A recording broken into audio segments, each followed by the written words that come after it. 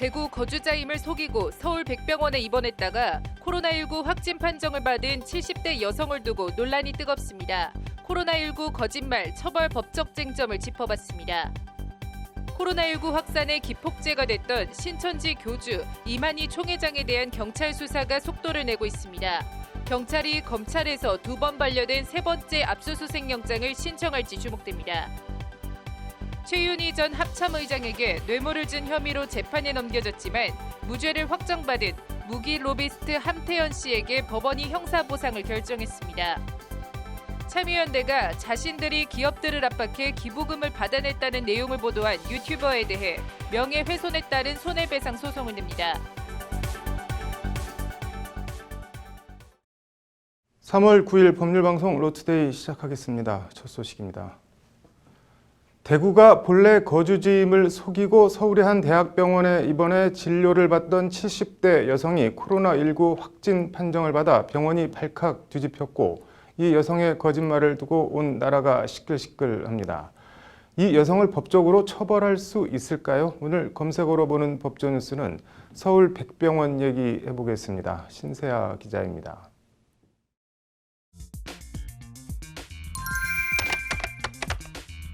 코로나19가 온 나라를 집어삼키고 있는 가운데 오늘 오전 포털 사이트를 달군 검색어는 바로 서울시 중구 인제대학교 서울백병원이었습니다.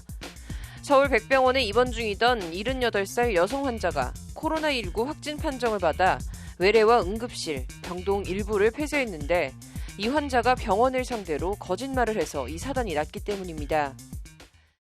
대구가 본래 거주지인 이 여성은 지난달 29일 서울 마포구에 있는 딸 집을 방문했다고 합니다. 그리고 3일 이 여성은 구토와 복부 불편감 등 소화 이상 증상을 보여 보호자와 함께 서울백병원 소화기내과를 방문해 관련 증상을 호소하고 진료를 받고 입원했습니다. 이 과정에 병원 측은 대구 방문 사실을 5차례나 물었다고 하는데 이 여성은 대구에 간 적이 없다고 뚝 시치미를 뗐고 주소도 딸이 사는 서울 마포 주소를 적어냈다고 합니다. 그러나 이 여성은 입원 기간 중 여러 차례 대구 관련한 얘기를 했고 급기야 입원 중에 코로나19 의심 증상까지 나타나자 의료진은 지난 6일 흉부 엑스레이와 CT를 찍고 7일엔 코로나19 바이러스 검사를 실시했습니다. 검사 결과 8일 오전 이 여성은 코로나19 확진 판정을 받았고 확진 판정 이후에야 비로소 원래 거주지는 대구라며 대구에서 다녔던 교회 부목사가 코로나19 확진 판정을 받은 사실도 털어놨다고 합니다. 이에 병원 측은 질병관리본부 역학조사팀과 공동으로 이 여성의 진료 기록과 CCTV 영상 등을 통해 의사와 간호사, 청소부 등 접촉자를 파악해 자가격리 조치에 나섰습니다. 또 입원 중인 모든 환자에 대해 코로나19 검사를 실시하고 병상 재배치와 소독 작업을 실시하는 등 서울 백병원에선 그야말로 한바탕 난리가 났습니다. 사건 직후 서울 백병원이 환자를 상대로 고소를 할 것이라는 언론 보도가 나왔지만 병원 측은 고소와 관련 논의한 바가 없다. 지금은 다른 입원 환자 안정이나 진료가 최우선이라는 입장을 밝혔습니다. 하지만 누리꾼들의 분노와 성토가 쏟아지고 있고 서울시는 사실관계를 파악한 후 거짓 진술 등에 대해 전문가들로부터 법률적 자문을 받아 법적 조치를 검토하겠다고 밝혔습니다. 관심은 병원 측에 거짓말을 한 이 여성을 법적으로 처벌할 수 있느냐입니다. 일단 감염병 예방법 제35조는 주의 이상 경보가 발령된 뒤 의료진의 거짓 진술이나 고의적으로 사실을 누락, 은폐해서는 안 된다고 규정하고 있습니다. 이를 위반할 경우 1,000만 원 이하의 과태료가 부과되는데 과태료는 형사처벌이 아니어서 고소나 고발이 없어도 보건복지부와 시도지사, 시군구청장 등 지자체가 사실관계를 확인해 부과할 수 있습니다. 해당 조항에 따르면 일단 1,000만 원 이하 과태료 부과는 가능합니다. 하지만 징역이나 벌금 등 형사처벌은 어려울 것으로 보입니다. 감염병 예방법 제18조 역학조사 조항은 질병관리본부장이나 시도지사, 시군구청장이 실시하는 역학조사에서 거짓으로 진술해서는 안 된다고 명시하고 있습니다. 이를 어길 시 2년 이하의 징역이나 2천만 원 이하 벌금에 처해집니다. 그런데 문제는 이 여성의 경우 거짓말을 한 대상이 질병관리본부나 지자체가 아니라 민간병원 의료진이라는 점입니다. 결국 이 여성에 대한 의료진의 질문을 공적인 역학조사로 볼 수 있냐가 문제가 되는데 그렇게 보긴 힘들고 따라서 감염병 예방법 제18조를 적용해 처벌하긴 힘들 것이라는 게 법조계 대체적인 견해입니다. 감염병 예방법에 따르면 주의 이상의 경보가 발령된 후에는 의료인에게 거짓 진술 등을 해서는 안 된다라는 규정이 있기는 한데요. 여기에 위반했을 때 1,000만 원 이하의 과태료 처분만 받게 되는 것이고 형사처벌 대상은 아니어서 감염병 예방법과 관련해서는 형사 고소까지는 어렵지 않을까. 감염병 예방법 적용이 어렵다면 형법상 업무방해죄 적용을 생각해 볼 수 있지만 이 또한 어려워 보입니다. 일단 허위사실 적시에 의한 업무방해는 여러 사람에게 공공연히 거짓말을 퍼뜨려 병원 업무를 방해한 게 아니어서 적용이 어렵습니다. 위력에 의한 업무방해죄도 이 여성이 물리력을 행사한 것이 아니어서 해당 사항이 없습니다. 남은 건 위계에 의한 업무방해를 생각해 볼 수 있는데 이 경우 업무방해의 고의 입증이 관건이 될 것으로 보입니다. 허위사실을 진술한 것은 맞지만 불특정 다수인에게 유포될 수 있도록 허용하거나 고의적으로 유포했다라고 보기는 어려울 것 같고요. 네. 다만 위계에 해당될지 여부, 그러니까 간사한 계략에 해당될지 여부는 조금 따져볼 필요가 있습니다만 위계에 의해서 병원의 업무를 방해했다라고까지 보는 것은 조금 무리한 해석이 아닐까 싶습니다. 그래서 개인적으로는 물론 괘씸한 행동이긴 합니다만 형사처벌로 이어지기는 조금 어렵지 않을까. 이 여성도 아주 할 말이 없는 건 아닙니다. 서울 백병원에 들르기 전 평소 다니던 서울의 다른 대형 병원에 들렀는데 대구에서 왔다고 하니 진료를 안 받아줘서 궁여지책으로 백병원에 거짓말을 한 측면도 분명히 있습니다. 환자의 거짓 진술에 강력한 조치를 하겠다면서도 대구 거주자라는 이유만으로 환자 진료를 거부하는 병원에 대해서는 행정력을 동원하겠다는 방역당국의 오늘 브리핑도 이런 점을 감안한 발언입니다. 결국 그게 동네가 됐든 특정 종교가 됐든 뭐가 됐든 근거 없는 차별과 비합리성은 경계하고 투명하게 밝힐 건 밝히고 검사 받을 건 검사받고 방역당국과 병원, 의심 환자, 확진자 모두가 모든 면에서 서로 투명한 게 코로나19 문제를 조기에 해소할 수 있는 방안 아닐까 합니다. 검색어로 보는 법조뉴스였습니다. 코로나19 확산의 기폭제가 됐던 신천지 교주 이만희 총회장에 대한 수사가 속도를 내고 있습니다. 신천지 대구교회에 대해 경찰이 2차례 신청한 압수수색 영장이 검찰에서 반려된 가운데 경찰이 3번째 압수수색 영장을 신청할지도 관심입니다. 장한지 기자입니다. 경찰이 신도 명단을 누락해 역학조사를 방해한 의혹 등을 받고 있는 신천지 대구교회에 대한 3번째 압수수색 영장을 신청할 것으로 보입니다. 민감용 경찰청장은 오늘 오전 서면 기자간담회 자료를 통해 검찰이 보완을 요구한 사안 등에 대해 사실관계를 추가로 확인하는 등 법 절차에 따라 조치하겠다고 밝혔습니다. 앞서 대구지방경찰청 지능범죄수사대는 지난 1일과 3일 2차례에 걸쳐 신천지 대구교회에 대한 압수수색 영장을 신청했지만 대구지검은 이를 모두 반려했습니다. 검찰은 역학조사와 방역활동을 방해할 고의가 있었는지가 불분명하다는 이유를 들어 경찰 신청영장을 반려한 것으로 전해졌습니다. 민감용 청장은 이와 관련 방역당국과 협조해 법령이 허용하는 범위 내에서 모든 방법을 동원해 사실 확인을 위한 조치를 하겠다고 강조해 3번째 영장 신청 방침을 강하게 시사했습니다. 이런 가운데 신천지 이만희 총회장에 대한 수사도 속도를 내고 있습니다. 먼저 여러 건의 고발장이 접수된 이만희 회장의 횡령 혐의 관련해선 계좌 분석과 관련자 조사 등을 진행하고 있다고 경찰은 밝혔습니다. 이만희 총회장의 횡령 혐의 수사는 전 내연녀이자 신천지 2인자였던 김남희 씨의 고발건도 포함되는데 검찰 지휘를 받아 신천지 본부가 있는 과천경찰서가 관련 내용을 들여다보며 확인하고 있습니다. 무엇을 좀 해놓잖아요, 제가 완벽하게. 네. 그럼 돈 조금 집어넣고 그거를 완전히 다 가져갈 그런 계산으로 지금 돌이켜보면 그런 식이었어요, 언제나.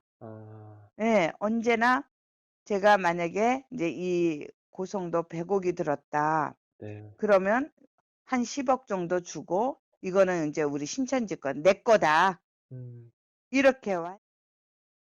코로나19 확산과 관련해선 감염병 예방법 위반 등 혐의로 신천지 피해자 모임과 시민단체로부터 역시 여러 건의 고발장이 접수되어 있는데 이들은 이만희 총회장에 대한 구속 수사를 강하게 촉구하고 있습니다. 코로나19 전염병에 급속한 심각 단계를 초래한 신천지 교주 이만희를 고발하며 하루라도 빨리 구속 수사되고 신천지를 해체하여 더 이상의 피해가 확산되지 않기를 바라며 이만희 총회장과 신천지 지도부는 이외에도 밀필적 고의에 의한 살인과 상해 등 혐의로도 서울시에 의해 고발되어 있는 상태입니다. 한편 시민단체가 신천지에 대한 강제 수사에 나서지 않는 윤석열 검찰총장을 직무유기 혐의로 고발한 사건은 서울중앙지검 형사 2부에 배당됐습니다. 서울중앙지검 형사 2부 이창수 부장검사는 코로나19 대응 TF의 팀장을 맡고 있습니다. 앞서 적폐청산 국민참여연대는 지난 5일 윤 총장이 추미애 장관의 신천지 강제 수사 지시를 거부한 것은 직무유기라며 서울중앙지검에 고발장을 제출했습니다. 코로나19 전국 확산의 기폭제가 됐던 신천지 대구교회에 대한 압수수색 영장을 두고 검찰과 경찰이 힘겨루기를 하고 있는 모양새가 된 가운데 경찰이 세 번째 영장을 신청할지 검찰이 이를 어떻게 처리할지 주목됩니다. 법률방송 장한지입니다. 최윤희 전 합참의장에게 뇌물을 준 혐의로 재판에 넘겨졌지만 무죄를 확정받은 무기 로비스트 함태현 씨에게 법원이 형사보상을 결정했습니다. 판결로 보는 세상입니다. 무기 중개업체 대표였던 함태현 씨는 군 납품 과정에서 최윤희 전 의장 등 군 관계자 4명에게 2억 1,700만 원의 뇌물을 제공한 혐의로 재판에 넘겨졌습니다. 최 전 의장은 해군 참모총장 재임 시절인 지난 2012년 해상 작전 헬기 도입 추진 과정에 함 씨로부터 와일드캣 선정 청탁을 받고 시험 평가서를 허위로 작성한 혐의 등으로 기소됐습니다. 항소심은 지난 2017년 1월 1심 유죄 판결을 깨고 함 씨와 최 전 의장에 대해 전부 무죄를 선고했습니다. 피고인들의 잘못된 처신이 있었지만 그런 부분이 형사적 유죄로 인정된다는 점이 소송 과정에서 밝혀지지 않았다는 게 항소심 재판부 판단입니다. 돈을 주고받는 등 일부 부적절한 처신이 있었지만 허위 공문서를 작성했다거나 대가성이 있다고 볼 증거가 부족해 뇌물 유죄를 선고할 수 없다는 취지의 판결입니다. 대법원도 원심 판결에 법리를 오해한 잘못이 없다며 무죄를 확정했습니다. 이에 함 씨는 지난해 12월 무죄 판결을 한 서울고법에 보상을 청구했고 법원은 청구를 인용했습니다. 이에 서울고법 형사 11부 구자헌 부장판사는 함 씨에게 구금에 대한 보상으로 6천만 원을, 소송 비용에 대한 보상으로 국가가 806만 원을 지급하라는 형사보상을 결정했다고 오늘 밝혔습니다. 형사보상은 형사상 재판 절차에서 억울하게 구금 또는 징역 등 형 집행을 받거나 재판을 받느라 변호사비 등 비용을 지출한 사람에 대해 국가가 손해를 보상해주는 제도입니다. 형사보상 청구는 무죄 판결이 확정된 사실을 안 날로부터 3년, 무죄 판결이 확정된 때로부터 5년 안에 해야 합니다. 코로나19 사태가 모든 현안을 집어삼키고 있긴 한데 절제된 기소권 관련 추미애 법무부 장관이 말한 검찰 내 수소와 기소 분리 문제는 앞으로 논의가 되긴 되는 건지 그냥 해프닝으로 끝나고 마는 것인지 궁금합니다. 판결로 보는 세상입니다.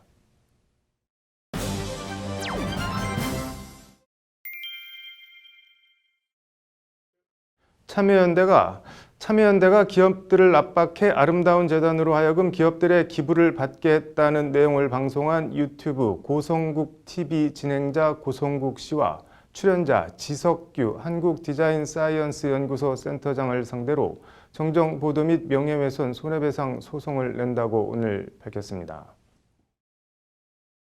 고성국 TV는 지난 2월 7일 아름다운 재단의 실체적 진실이라는 제목으로 참여연대의 약탈 구조 등의 표현으로 참여연대가 기업들을 압박해 아름다운 재단으로 하여금 기업들의 기부를 받게 했다는 방송을 내보냈다고 합니다. 이는 근거 없는 허위 사실을 반복적으로 언급한 것으로 재정 수입 대부분을 회원, 시민들의 후원금으로 충당해온 참여연대의 독립성을 심각하게 훼손한다는 것이 참여연대의 주장입니다. 관련해서 지난 2012년 6월엔 인터넷 매체 뉴데일리가 참여연대가 재벌을 압박해 아름다운 재단으로 1,000억씩 기부하게 만들었다는 내용을 보도한 바 있습니다. 당시에도 참여연대는 이 같은 보도 내용은 모두 허위라며 뉴데일리와 뉴데일리 박성현 논설위원을 상대로 명예훼손에 따른 손해배상 청구 소송을 제기한 바 있습니다. 이에 2014년 3월 1심 재판부는 뉴데일리와 박성현 논설위원은 참여연대에 각각 200만 원을 배상하라고 원고 일부 승소 판결을 내렸습니다. 피고의 주장이 사실이라고 보기 어렵다. 객관적이고도 합리적인 자료나 근거에 기초하여 그렇게 믿을 만한 상당한 이유가 있었다고 인정하기도 부족하다는 것이 1심 재판부 판결입니다. 항소심도 1심 판결을 그대로 유지했고 대법원도 지난 2015년 피고들의 상고를 심리불속행으로 기각하고 원심 판결을 그대로 확정했습니다. 심리불속행 기각은 본안 판단을 심리할 필요도 없이 상고를 기각하는 것을 말합니다. 대법원 확정 판결에도 이번엔 고성국TV에서 뉴데일리와 비슷한 취지의 주장을 또 하자 참여연대가 또 손해배상 소송에 나선 겁니다. 참여연대는 이러한 취지의 음해가 제기될 때마다 분명한 사실관계를 밝혀왔다. 고성국 씨 등은 이를 전혀 확인하지 않고 단정적이고 반복적으로 보도하면서 허위 사실을 유포했다. 이는 악의적이고 의도적인 음해라고 볼 수밖에 없다는 것이 참여연대의 주장입니다. 참여연대의 편을 들려는 것도 아니고 참여연대가 절대선이라고도 절대 생각하지 않습니다. 꼭 데일리안이나 고성국 TV를 지칭해서 하는 말도 아닙니다. 다만 보수든 진보든 좌든 우든 근거 없는 비난과 맡아두어 지식이라고 할 수도 없는 지식팔이나 아니면 말고 아닌 것 알지만 상관없고 식 언필칭 언론 장사는 반드시 합당한 책임과 규제를 받아야 하지 않나 싶습니다. 믿고 싶은 것만 믿고 보고 싶은 것만 보는 수많은 확증 편향들을 자양분으로 먹고 사는 이런 수많은 가짜뉴스 생산자들을 그냥 두고 보고 있어야 하는 건지, 원고 일부 승소라고 하는데 손해배상금 200만 원으로는 이런 현실을 근절하고 개선하는데 턱도 없지 않나 하는 생각입니다. 뭐가 필요할까요? 앵커 브리핑입니다. 네, 오늘 준비한 소식은 여기까지입니다. 시청해 주셔서 감사합니다.